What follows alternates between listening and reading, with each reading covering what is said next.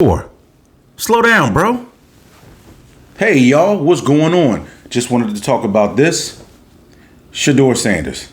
Come on, brother. Come on, brother. Me, a bunch of other people, we have rooted for you to be given a fair shot. Although we know during the draft you weren't. So, we want you to take every opportunity to get a starting job. And I believe that still is going to happen. But a few nights ago, it was either Monday or Tuesday, he got cited for driving 101 miles an hour in a Dodge Ram pickup truck, I believe. And he was cited going, I think, over 40 miles over the speed limit. Typically, something that we all have done. Everybody that's driven, I don't want to say everybody, 90% of the people that have driven over the speed limit, especially if you're a guy like him who has the type of car / toys that can max or get to and exceed those speed limits.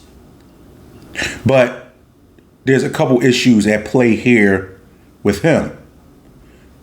You've already had people judging you, not based solely off of your off the field issues, but it's just things pertaining to your attitude, your behavior.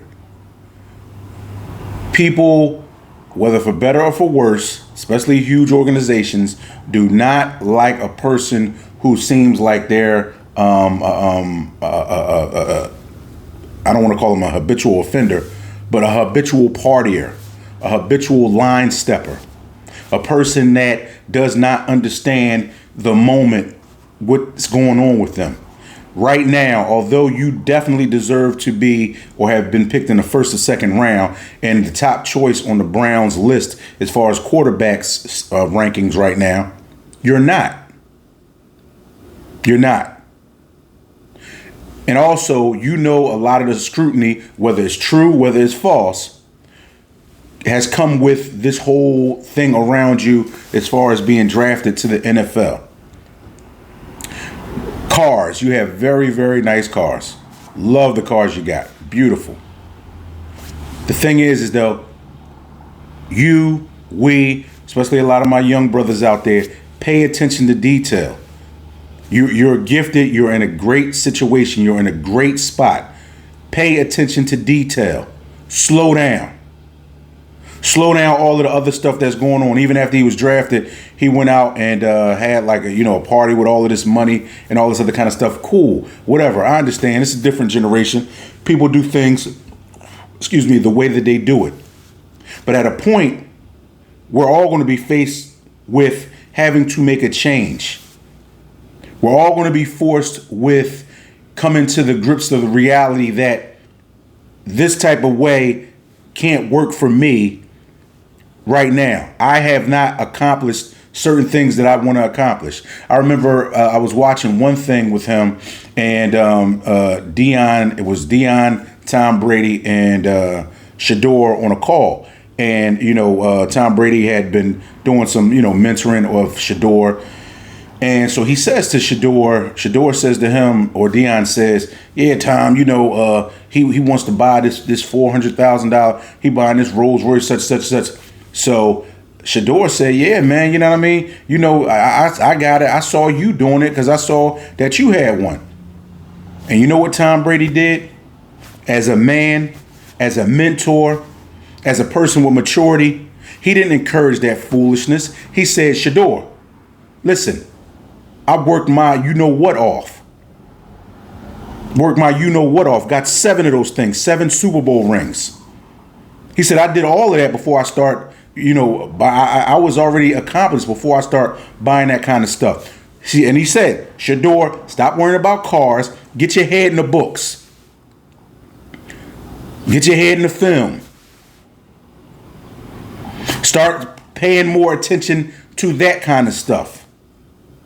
And that's where a lot of times the disconnect between younger and older generations happen, is because that as you get older and if you are successful, the work that you had to put in to do it. So when you see other people seemingly that are talented kind of shirk that or try to get around it, and want all of the great things of life without putting the work in. And we've all been guilty of it, wanting to work smarter, not harder. We've all been guilty of that.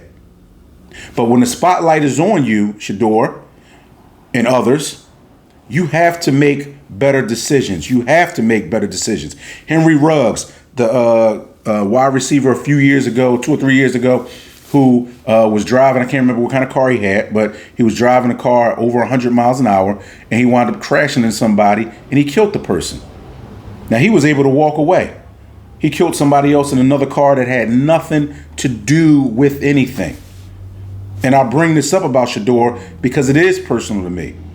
It is personal, where when you have somebody that's driving and you're just going about your merry way in life, and it hits you and alters your entire life. And a lot of us, because we all drive, we don't think about it.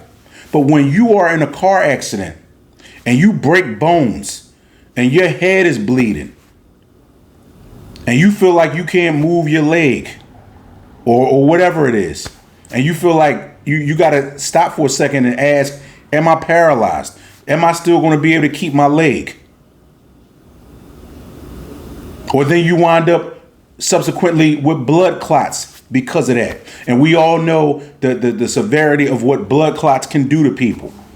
So in essence, this is more than just about driving or driving fast.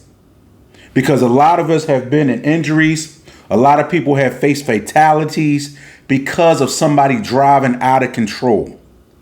And they don't know how to get a car back in control.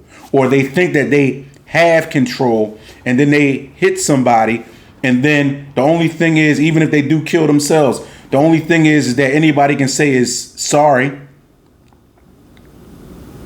Sorry, you no longer have a leg.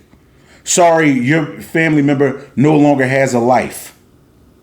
See, these things compound because of one person wanting to do stuff. Now, I get it. He's young and rich. He's not even thinking along those lines.